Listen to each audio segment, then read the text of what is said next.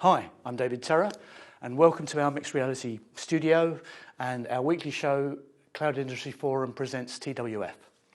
I'm the CEO of Cloud Industry Forum, which is a not-for-profit trade body championing and advocating cloud software and platform and infrastructure providers. We've got members like Hewlett-Packard Enterprise and OVH Cloud and Fujitsu and Escrow London and Softworks and Wolters Kluwer. And if you saw last week's program, you'll know that Lenovo's just joined. If you want to find out more, you can find us at cloudindustryforum.org. TWF is a weekly show going live every Monday at 10. Each week we start with some technology news, which might be the big story of the week or something that's grabbed my attention or something I want to have a rant about. Each week we have a guest to interview. They might be one of our members, they might be someone with a cool product, someone with a new approach, someone who's just written a book. Today's guest is actually all about strategic messaging, but we'll get to that in a wee while. Now, from the point of view of, from this point on, we're actually on the lookout for speakers to come and contribute and be our guest. So if you're interested in doing that, connect with us. Email to info@cloudindustryforum.org. I'm at DT on Twitter, or do I mean X?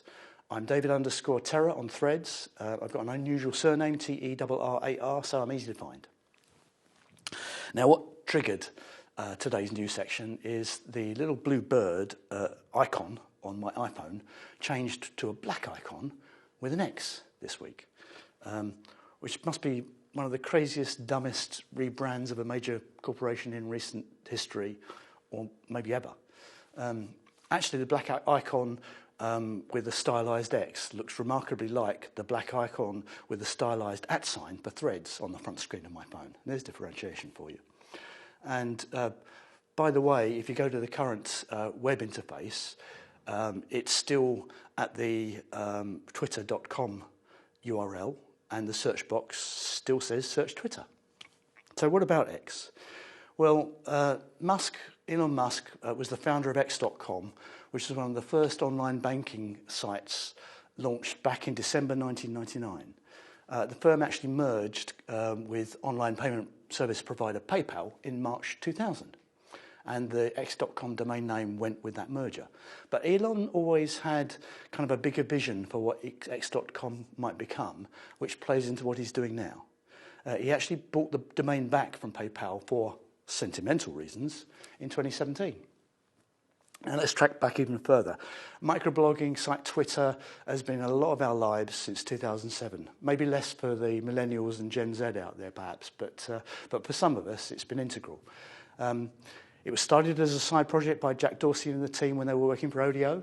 First tweet was sent in March 2006. It was launched to the public in July 2006, and it kind of slowly grew. I joined on February the 14th, 2007. But the audience really took off the following month, March 2007, when it was actually used as the back channel for the South by Southwest event in Austin, Texas.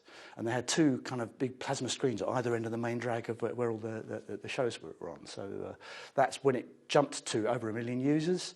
And they decided this is a good idea. Let's create Twitter as an actual company. And actually, it's an integral part of the shift to social media in business and mobile computing and cloud computing that happened simultaneously around about the same time. So I mean, obviously it started as a kind of a town square where people were sharing their ideas and the like, and it slowly became mainstream, and it's slowly become a PR-infused media site where news and the response to news often happens first. I mean, when somebody famous dies, the reactions are almost always actually a tweet that someone's put out. So 16 years and counting, and every major news network uses Twitter, has a Twitter handle, has been talking hashtags for years.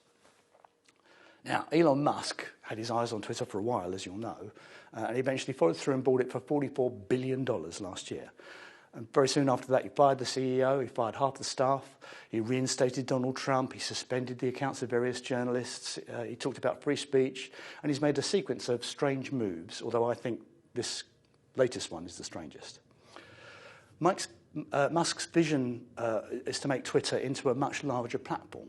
And he's previously praised Tencent's WeChat, which is a so-called everything app that started as chat, but has voice and video calling and social media and food delivery and mobile payments and games and news and even dating. It's like having WhatsApp and Facebook and Apple Pay and Uber and Amazon and Tinder all rolled into one. Now, Musk thinks that creating something even close to that with Twitter would be an immense success, is what he said. In a post this week, Mr. Musk said that over the coming months we will add comprehensive communications and the ability to conduct your entire financial world. Now, WeChat is a very ambitious thing to try and follow. It's used by almost every single one of China's 1.4 billion people, and it's so woven into the fabric of Chinese society that it's almost impossible to live there without it. Its widely used wallets, like the Apple Wallet, can be linked to debit and credit cards. Most shops and online retailers in China accept WeChat payments. Users scanning up QR codes to pay for things. People all use it to pay their household bills. They make investments on it. They take out loans with WeChat. Some government services are on WeChat. So literally you can check your social security information, you can pay speeding tickets, you can book hospital appointments. So that's quite an aspiration to turn X into that. But two things come to mind. First, anybody doing a marketing degree will have seminal books from the 80s and 90s by Al Ries and Jack Trout, like the 22 Immutable Laws of Marketing. Over here we've got the 22 Immutable Laws of Branding, which was written by Al and his daughter Laura, published in 2002 when Google existed, but when the most popular search engines were Yahoo and MSN. In there's the law of the common name. Al and Laura explain how a generic common noun for a brand just doesn't work. The best known and most valuable brands always have proper names like Amazon and Apple and Google and Microsoft and Netflix. Now, at the start of the internet, there were quite a few kind of generic domains, but those companies just didn't last. Now, I can't think of anything more generic than X. X marks the spot. X the unknown. Why would I change from a brand name that's been known for 16 years and used the world over and gets mentioned and used on every major news network multiple times a day? The second thing is the very product that Musk aspires to follow is called WeChat. It's expanded to cover this comprehensive set of customer needs that we just talked about, but 10% know about marketing. They haven't rebranded it. They haven't created a whole load of sub-brands. They've stuck with WeChat, and it works. I think this rebrand is a massive mistake. Now, I'm conflicted because Twitter's been such an important part of my business and my personal life, and although it's a very different animal now to the one that I loved back in the late 2000s, I hate to see it being devalued this way. This rebrand really is a major mistake. Today's guest is an old friend and my writing mentor. He's the best technology editor that I know. His superpower is clarity, and we'll be talking a bit about that later. We've both been around in the tech space for a long time, as you'll discover. But I've known David since the mid-2000s when blogging and social media and the cloud were coming to the fore. We've done lots of stuff together. We almost wrote a book together called The Call Curve, but that's another story. He's here with me in the Mixed Reality studio on this fine Monday morning. David Tebbutt, welcome, and please introduce yourself and what you do. Thank you, David, and you're very kind, by the way. Right, so my primary activities are writing, editing and training. Mm-hmm. Yeah, but you know, these are like three careers that have been going on forever. Well, not forever, for a long time. And this year I started a new company called The Messagery, mm-hmm. and that aims to help companies to get their strategic messages right. It's very easy to mess these things up. People sometimes don't know, what their key messages are. So we come in and we help them. Excellent. Now, before we get into that, I want to go back to some history. I mean, like I said, I know you've been around in the tech space even longer than me. What got you into technology? And I do know that you actually kind of did the proper first launch of Personal Computer World in 1979. Well, I did a relaunch, actually, but I'll explain that later. What got me in was a shower of rain. I was walking through Greenford in Middlesex, the heavens opened, I ran into the nearest building, it happened to be NCR. I sat in reception, They tried to throw me out. The receptionist tried to throw me out. The commissioner tried to throw me out. And then they got a manager. And as he was throwing me out, I said, "What do you do here anyway?" And he said, "Do you really want to know?" I said, "I do." And he said, "Not just because of the rain?" I said, "No." He said, "All right." And then he explained what NCR did. And he mentioned the word computers. And I said, that sounds interesting. He said, "Do you want to do an aptitude test?" I said, "Yeah, all right." He said, "All right, come back tomorrow. I'll give you an aptitude test." Well, I did it in half the time, and I got 100%. So I was hooked. Took NCR another 9 interviews before they accepted me, but they did. So that was the start. Excellent. Yeah, so NCR, National Cash Register, Indeed. For people who don't recognise that 3-letter acronym. Yeah. But I mean, I know that you interviewed Steve Jobs when Apple first started, and you interviewed Don Estridge, who was the kind of IBM father of the personal computer in 1981. So you've seen a lot of changes happening over the years. Uh-huh. What do you think's significant in terms of things that are happening now, the changes that are happening now? Well, there's a question. I mean, I can think of millions of things, but the main ones probably are data. Let's go for big data and the associated machine learning and AI, because they go together. Yeah. You know, the big data or vast knowledge stores or whatever you want to call them are an absolute gift to the AI community. So, you know, that is just totally fantastic, and it can be used for all sorts of good things. It's, you know, it's never going to be a Shakespeare, but it is bloody useful as an augmenter to human capabilities. Yes. Providing the data's right. Yep. And if it's wrong, well, it's garbage in, garbage out again, isn't it? Exactly. Okay, that's cool. That was one. Well, cybercrime. How about cybercrime? Yeah, security is a huge topic. Massive, massive. And I know it's not new, but it's accelerating. And these cyber criminals are using exactly the same technologies that the white hats are using. You know, it doesn't matter which side of the fence you are. They're businesses. Do you know, if all of fraud were a business, its GDP would be between Japan and Germany. Yeah, incredible. And that is absolutely astonishing, isn't it? Yeah. So another one, sustainability. Yeah. Everybody bangs on about sustainability, but do you know what? Most of them haven't got a clue. They just do not understand. The thing about sustainability is it's got to take into account the creation of something, the use of something, the end of life of something. And if it doesn't take all those into account, then, you know, the maths are all going to be wrong. Because you could say, "Oh, I drive an electric vehicle. It doesn't pollute, doesn't do anything." But what about all the building of the bloody things in the first place? The batteries, the mining, and disposal at the other end. It's the total thing. Yeah. You know, I don't want to bang on about it too much, but if you want reality in that sense, there's a guy called Václav Smil. I don't know if I've pronounced his name right, but his name's Václav Smil.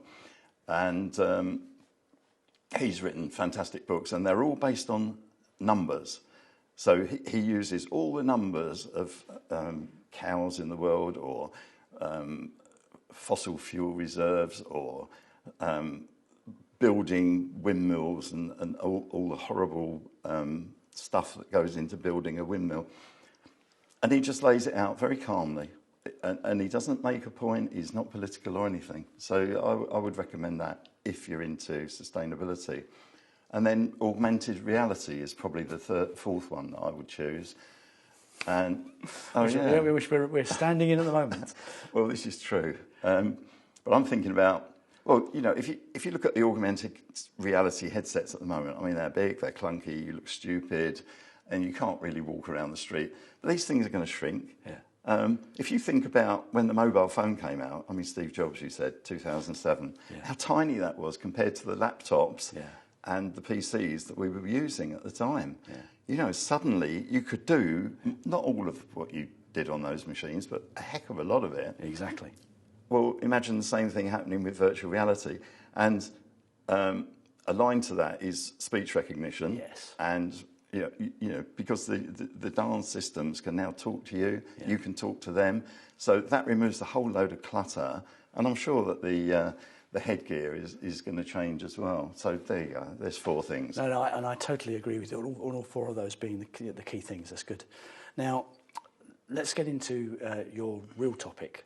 and the messagery and what that's all about.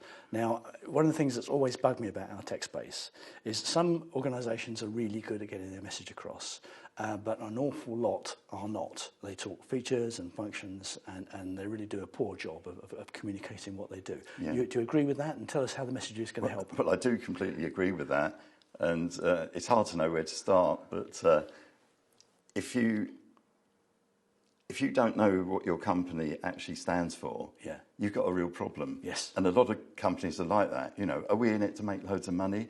Are we in it to make our staff happy? Are we in it to make the customers happy? But, you know, they don't get the first articulation right. And from there on in, everything gets fuzzy. Yeah. Whereas if they can articulate their values, their benefits, their goals, if they can articulate them, first of all, to themselves, yes, and then downwards to their various, we're talking strategic messages here, company strategic, but strategic messages also live at the product level, or product or service, and they also live at the issue level, because a lot of sales is about getting the issues into people's minds. Yeah. So if you've got this sort of triangle of messages, then anybody that follows, your PR people, your marketing people, your advertising people, all of the people that do the tactical stuff, they're all going to have some nice solid foundation to build on. So, and I've forgotten what your question was, but we go in and we help people do this. And can I talk about our main product? Yeah, go for it, because then my next question was going to be, tell me more about the deliverables. So yeah, carry on. Yeah. Okay, well that's fine. So thank you. So on the deliverable side, because I was going to move to run a bit there. On the deliverable side, we get to know a company first. We do research. We do our own research. So this is, we will have taken a briefing from the company first. You know, they will have said, yes, please come and help us. Yeah. Then we go off and we do our own research, and we get to know the company, get to know the competition, the marketplace, and all the rest of it. And then we go in and they deliver to us what they believe are their key core strategic messages. And after that, it's kind of a free-for-all. I mean, it's a partnership. You know, the thing is actually called the Refinery Workshop, the core. There's 4 other products around the outside, but the core is the Refinery. And after that, it's a free-for-all. We work in partnership. We help them get their messages better. We ask them questions that draw out, you know, more good ideas from them, because it's got to come from their hearts and in their soul. So then we will guide, we'll advise, we'll give them guidelines, we'll give them stuff that helps them do it on their own after we've gone, because we don't want retainers. We're not interested. We just want to empower people to be good at this thing, and that's it. And if we do that, we've done our job. I know that's the way that you've always been through your business life. One interesting thing is that I know that your partner in this is David Topping. He is. And kind of David's viewpoint is from the client, and your background is journalist. It's very much from the audience's viewpoint. It's always from the audience. I mean, how do you make that work? How do you reconcile those two things? Does it make it better because you've got the 2 viewpoints? Absolutely, because I met David a long time ago, probably about the time I met you, actually. Me and Martin Banks were running a thing called Press Here. Yes. And that was about media skills training, but by far the biggest chunk of it was message workshops. So that's where that all comes from. And IBM decided it would be a good idea for their marketing people to get together with us and put on some events for IBM staff that actually draw the messages out of IBM and convey them to the journalist. And so we road tested them. Once we got them going and they started writing their messages, we road test them by being us. Martin with a bit of a news tilt and me with a bit of a features tilt. And that way they could see exactly what the effect of their messages would be on real people, real journalists. Excellent. And that was how it all began, really. And it's fantastic. It's good to hear about it. And I think we're running out of time, so I've got one last question for you, which is with everything that you've seen over the years, do you see a next big thing coming? Well, yeah, okay. I see a million big things. I had to write a book about it the other day, or not the other day, a couple of years ago. But one of the biggest things is the change that's going to happen to society when all these augmenters, AI and all the rest of it, get put into place. They are going to reduce the amount of work that people need to do. Yeah, but the companies will still make loads of money. So if the government or the companies find a way of redistributing that extra wealth to the people whose working life has been reduced, then we're in for a great life where people will have more time for family, more time for old people, and I could go on about that's interesting. Health, frailty. Everybody will be helped by the technologies that are emerging right now. Okay. Well, that's a good optimistic way to end our conversation. David, that's been absolutely fantastic. Thanks for all of that, and I wish you and the other David well with the messagery. I hope it really works out for you. And I wish you well with your CIF and this event that we're doing now. I hope you have many more. Thank you very much. Okay, see ya. Well, that's been absolutely great. Really enjoyed David on the show, and Elon Musk certainly needs his advice. Next week's show, I'm not sure who's going to be on. If you want to be the guest speaker, please contact me. info@cloudindustry.org, info@cloudindustryforum.org. Find me at Twitter, X, @DT, David_Terra on Threads, or somewhere on the web. We're going to carry on doing these shows, and if you want to find out more about the forum, go to cloudindustryforum.org, and the previous shows are there, and soon they'll be on our YouTube channel too. Look forward to seeing you next week.